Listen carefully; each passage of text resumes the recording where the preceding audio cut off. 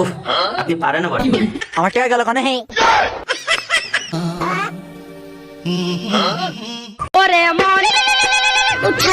হ্যাঁ ভাই, হ্যালো।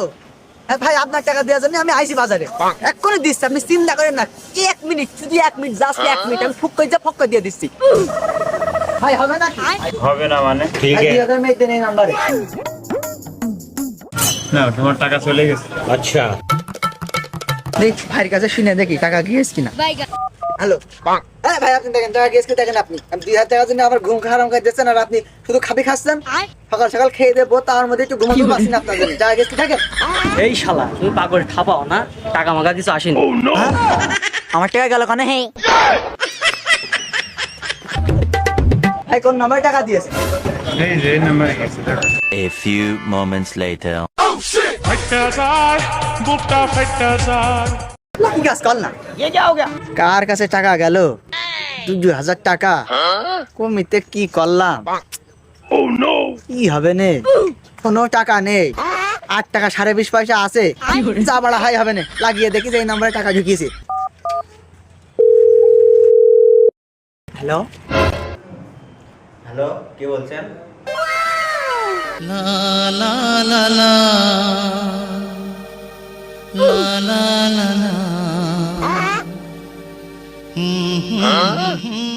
আপনার ফোনে কি 2000 টাকা গেছে? হ্যাঁ, এসেছে। ভুলে চলে যাওয়া 2000 টাকা কি ব্যাক পাওয়া যাবে? ভুলে চলে যাওয়া জিনিসটা ভুলে গেলে ভালো, তাই না? ভাবছিলাম ভুলেই যাব, নিয়তি যে আপনার কাছে নিয়ে যাবে কখনো জানা ছিল না আমার। যদি ফেরত না দিই? তবে আপনাকে ঋণী রাখবো না, প্রতিদিনে হাসিটা আমাকে শোনাবে। अच्छा হাসির বিনিময়ে পুরো আসলটা মাফ করা যায় না।